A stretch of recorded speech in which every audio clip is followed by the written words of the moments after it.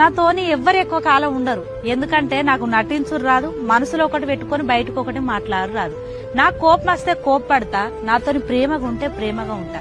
తాపకొక రంగు మార్చను కాబట్టి ఈ రంగులు మార్చేటోళ్ళంతా నాతో ఉండడానికి ఇష్టపడరు. నిజమే, నలుగురితో మాటలు కలపడం నాకు రాదు. మాటల గారడీతో మనుషుల్ని మాయ చేయడం అస్సలు తెలియదు. అబద్ధాలు చెప్పి దగ్గరవ్వడం నా వల్ల కాదు. కానీ నాకు తెలిసింది ఒక్కటే, ఎదుటివారు నవ్వుతూ పలకరిస్తే చాలు. వెనక ఏముందో ఆలోచించకుండా వాళ్ళు నా వాళ్ళు అని గుడ్డిగా నమ్మేయడం. కల్మషం లేని మనసుతో ప్రేమించడం మాత్రమే నాకు వచ్చు. అవసరానికి వాడుకుని వదిలేయడం నా నైజం కాదు. బహుశా ఈ రోజుల్లో మంచితనమే నా బలహీనత కావచ్చు. కొంతమంది మనుషులుంటారు, పైసా అనే మైకంలో పడి ఉసరి వెళ్ళైతే ఎట్లా రంగు మారుసో దానికన్నా డేంజర్ గా రంగు మార్చేస్తారు. నీ దగ్గర ఉన్నంత సేపు, నీ తిన్నంత సేపు నీ గురించి బానే మాట్లాడతారు. నువ్వు వాడికి వెళ్ళిపోయిన తర్వాత నిన్నే చెడు చేసి మాట్లాడతారు. నీ మంచితనం, నీ గుణం చూసి నీ దగ్గరకు వస్తురని అనుకోకు. నీ దగ్గరుండే పైసను చూసి నీ దగ్గరకు వస్తురని అర్థం చేసుకో. పైసా ఉన్న రోజు చూడు, పైసా లేని రోజు చూడు. ఎవన్ గుణం ఏందనేది అప్పుడే అర్థమైపోతుంది, ఎవంది అసలు రంగు ఏందనేది అప్పుడే బయటపడిపోతుంది. జీవితం చాలా విలువైంది. ఎందుకు వచ్చారో ఈ శరీరంలోకి ఎవ్వడికి తెలియదు. చచ్చాక 4 జరుగుతాయి. మీరు సంపాదించిన సంపాదనంతా పరుల పాలు. ఎవరు చెప్పండి? XYZ, ఎన్టీ రామారావు, వైఎస్ఆర్, ఏఎన్ఆర్ ఎవరు తీసుకుపోవాలా? ఆస్తులు జయలలిత కూడా తీసుకోవాలా, చివరికి సత్య సాయిబాబా గారు కూడా తీసుకుపోవాలి. అందరూ పంచుకున్నారు చుట్టూతా. ఈ శరీరము అగ్గిపాలు, సంపాదన పరుల పాలు, అస్థికలు గంగపాలు. నీకు పెట్టిన 4 ముద్దలో 3 ముద్దల పిండము కాకిపాలు. మరి నీ పాలు ఏమొస్తాయి?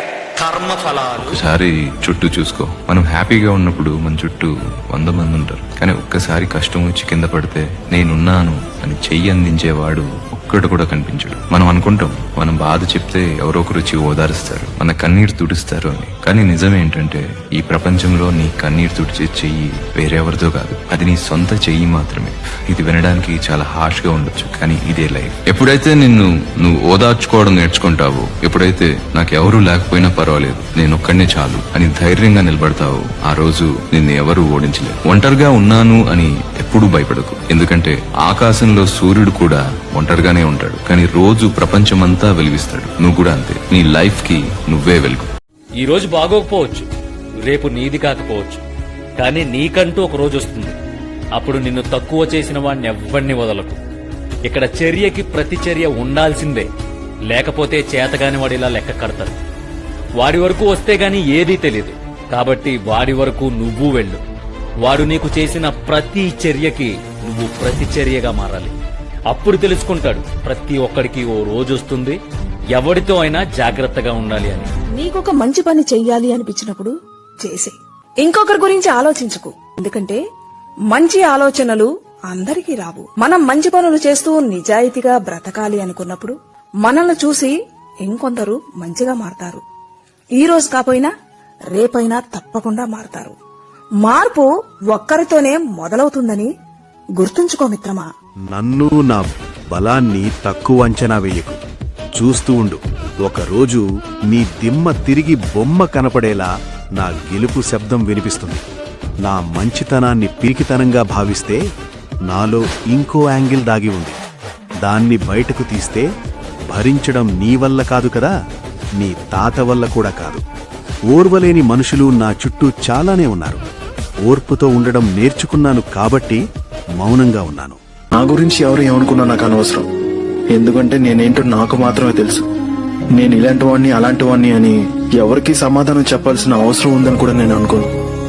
సమస్యలంటావా, అది జీవితంలో ఒక భాగం. నవ్వుతూ దాన్ని ఎదుర్కోవడమే అసలు సిసలైన జీవితం. ఇక ప్రతీకారం అంటావా, నో. దానికోసం ఆలోచించి నా ఎనర్జీని వేస్ట్ చేసుకునేంత పిచ్చోను కాదు. సింపుల్ గా చెప్పాలంటే అలాంటి వాణ్ణి నా బ్రెయిన్ లో కాదు కదా, నా జీవితంలో ఫ్యూచర్ లో కూడా లేకుండా డీలీట్ చేస్తాను. సక్సెస్ అనేది ఊరికే రాదు.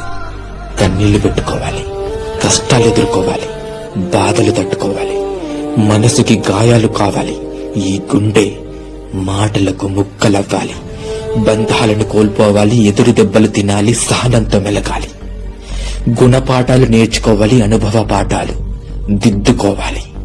ప్రతి క్షణం నీతో నువ్వు ఒక యుద్ధమే చెయ్యాలి.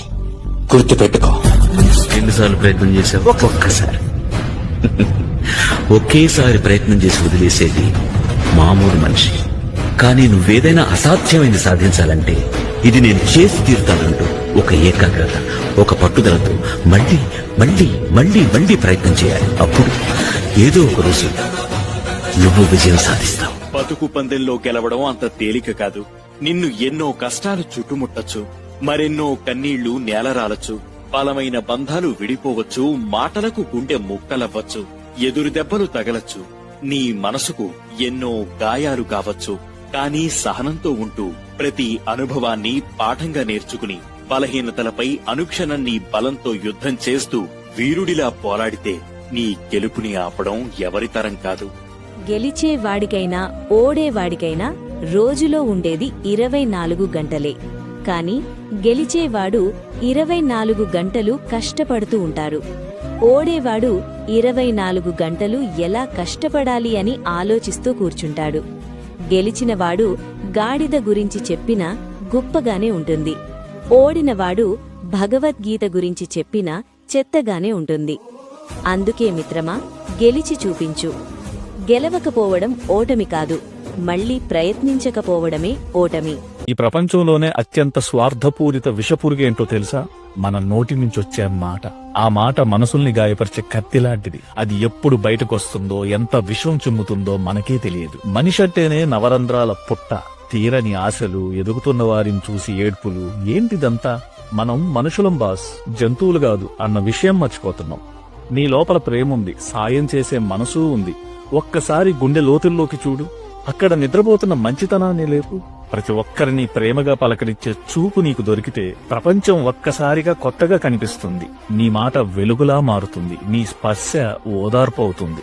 మనిషి పుట్టుకలో దేవుడిచ్చిన పెద్ద వరం మాట.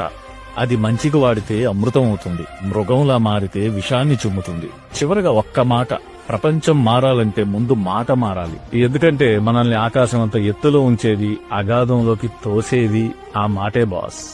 మనతో నవ్వుతూ మాట్లాడే ప్రతి ఒక్కరూ మనవాళ్ళు అనుకోకు.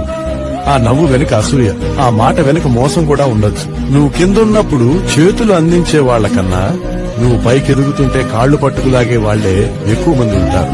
లోకం తీరు ఇంతే మిత్రం.